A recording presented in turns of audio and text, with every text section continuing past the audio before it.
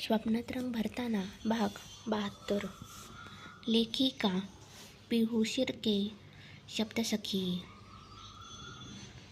रुहीने रूममध्ये नजर फिरवली तर शुभम तिला कुठे दिसला नाही.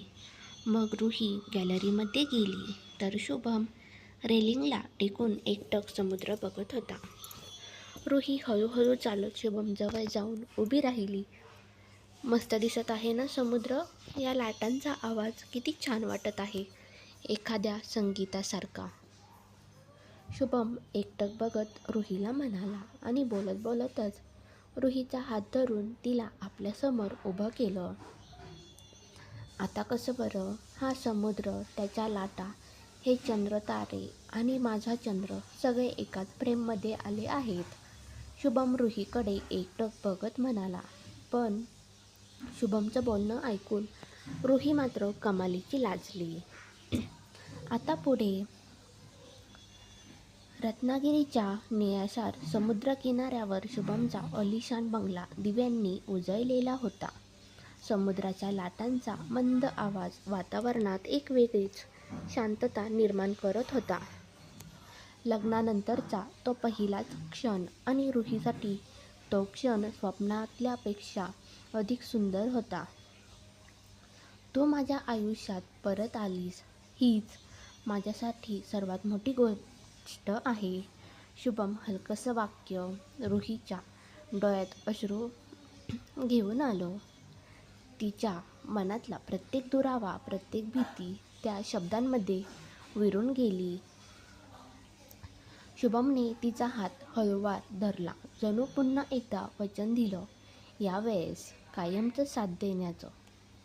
समुद्राच्या लाटा जणू त्यांच्या प्रेमाचा साक्षीदार बनल्या होत्या.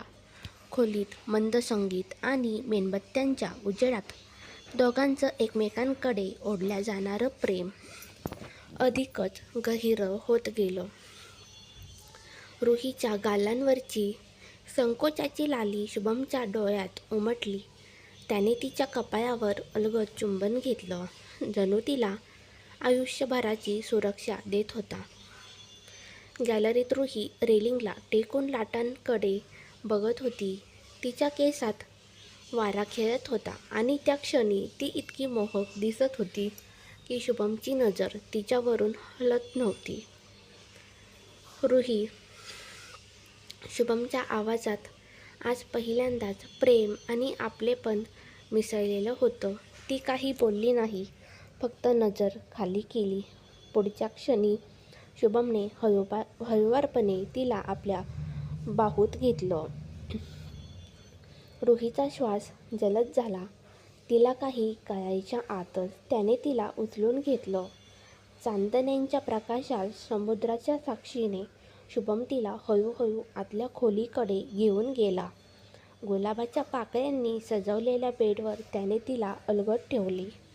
त्या क्षणी तिच्या डोळ्यात लाज होती, थोडी भीतीही होती, पण त्याचबरोबर एक अनामिक आनंद चमकत होता. शुभम तिच्या चेहऱ्याजवळ झुकत हळू आवाजात म्हणाला, रुही, मला माहिती, आजपासून तुझ्या डोळ्यात फक्त हसू आणायचं आहे.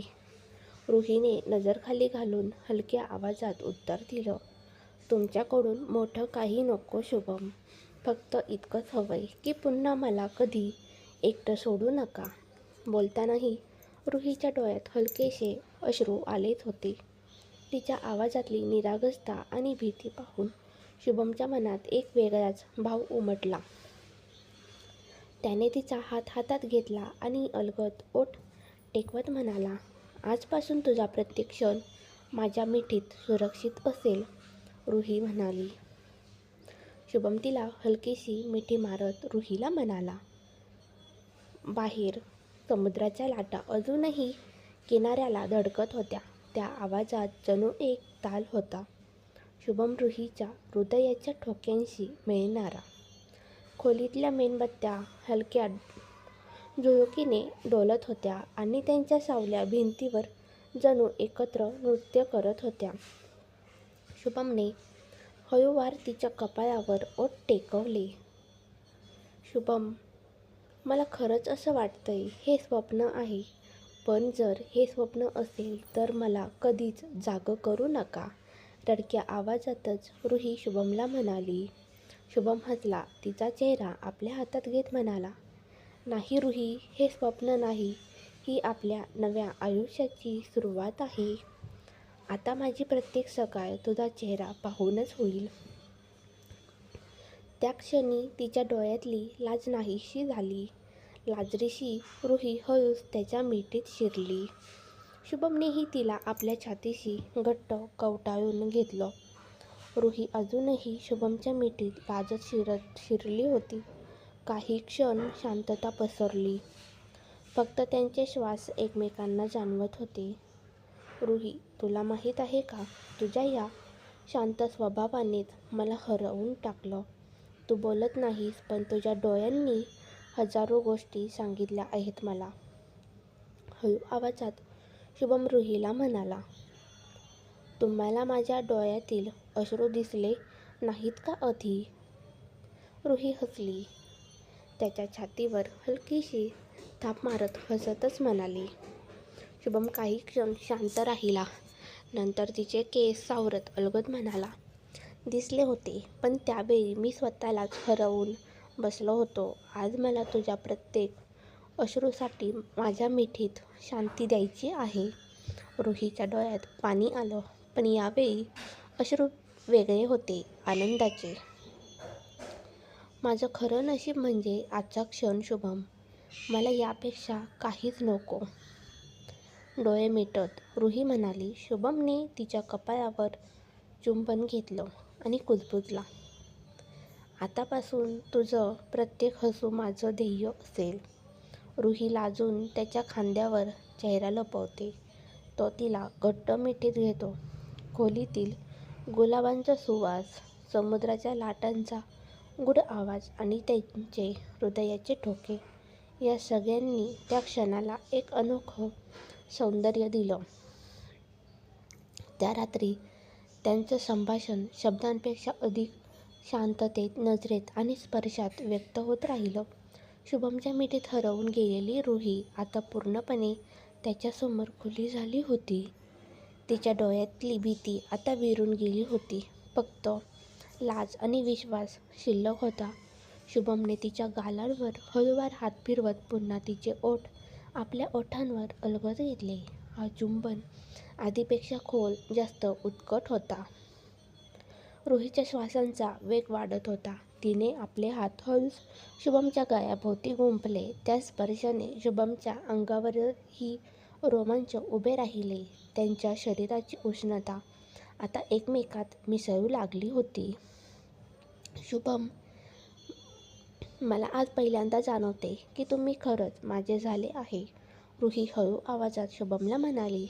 शुभमने तिच्या कानाजवळ अलगद कुजबुजलं. हो रुही, आता मी फक्त तुझाच आहे, कायमचा. शुभम आणि रुही एकमेकांच्या मिठीत हरवत गेले होते. त्यांच्या नजरा सतत एकमेकांमध्ये गुंतलेल्या. जणू त्या नजरेतच शब्दांपेक्षा जास्त काही बोललं जात होतं. शुभमने तिचा चेहरा आपल्या हातात अलगद धरला आणि हळूवारपणे तिच्या कपाळावर चुंबन घेतलं. तो स्पर्श इतका कोमल होता की रुहीच्या डोळ्यात नकळत अश्रू दाटले. ती त्याच्या मिठीत स्वतःला पूर्णपणे सुरक्षित वाटत होती. त्या क्षणाला दोघांच्या हृदयाचे ठोके एकसारखे होऊ लागले. खोलीत फक्त त्यांचे उसासे कुजबूज आणि प्रेमाचा दरवळ जाणवत होता. बाहेर चंद्रप्रकाश खिडकीतून आत येऊन त्यांच्या अंगावर पसरला, जणू साक्षीदारच ठरला त्या क्षणाचा. शुभमने रुहीला अलगद जवळ ओढलं. त्यांच्या ओठांचा तो दीर्घ चुंबन जणू दोघांच्या आत्म्यांना एकत्र आणत होतं. शरीरात एक अनामिक उष्णता पसरत होती. हळूहळू त्या दोघांमधलं अंतर विरून गेलं. रुहीने लाजून डोळे मिटले आणि स्वतःला पूर्णपणे शुभमकडे सोपवलं. तिच्या या निःशब्द स्वीकृतीने शुभमचं मन आणखी हळवं झालं. त्याने तिला जपून, हळूवार कोमल स्पर्शांनी प्रेमाचा पहिला अध्याय खुला केला. त्या रात्री फक्त शरीरांची जवळीक नव्हती, तर दोन आत्म्यांचं खरं मिलन झालं होतं. समाप्त. एका अपूर्ण नात्यापासून सुरू झालेली पूर्णत्वाला गेलेली प्रेमकथा. कधीकधी आयुष्य आपल्याला असे निर्णय घ्यायला भाग पाडतो जे आपल्याला मान्य नसतात. रुहीने आई-वडिलांच्या जाण्यानंतर परिस्थितीपुढे हार मानून केलेलं लग्न आणि शुभमनेही आई-वडिलांच्या आग्रहाखातर मनाविरुद्ध या जबरदस्तीच्या नात्यात सुरुवातीला फक्त अंतर होतं, राग होता. शुभमच्या आयुष्यात आधी दिव्या होती, पण तिचं प्रेम खरं नव्हतं. ते फक्त पैशांवर आधारलेलं होतं. रुही मात्र शांत, समजूतदार, न बोलता सगळं सहन करणारी आणि हळूहळू तिच्याच त्या निरागस स्वभावाने शुभमचं मन जिंकायला सुरुवात केली. रागातून सुरू झालेलं नातं हळूहळू विश्वासात बदललं आणि त्या विश्वासातून उमललं खरं प्रेम. आज त्या दोघांनी सगळ्या भूतकाळावर पडदा टाकत एकमेकांना मनापासून स्वीकारलं आहे. ही कथा आहे जबरदस्तीच्या नात्याने सुरू होऊन खऱ्या प्रेमात रूपांतर झालेल्या दोन मनांची. इथे कथा संपते, पण शुभम आणि रुहीचं प्रेम मात्र आता आयुष्यभरासाठी सुरू झालेलं आहे. तुमच्या प्रेमासाठी मनापासून धन्यवाद. स्टोरी आवडली असल्यास लाईक, शेअर, सबस्क्राईब करा. धन्यवाद.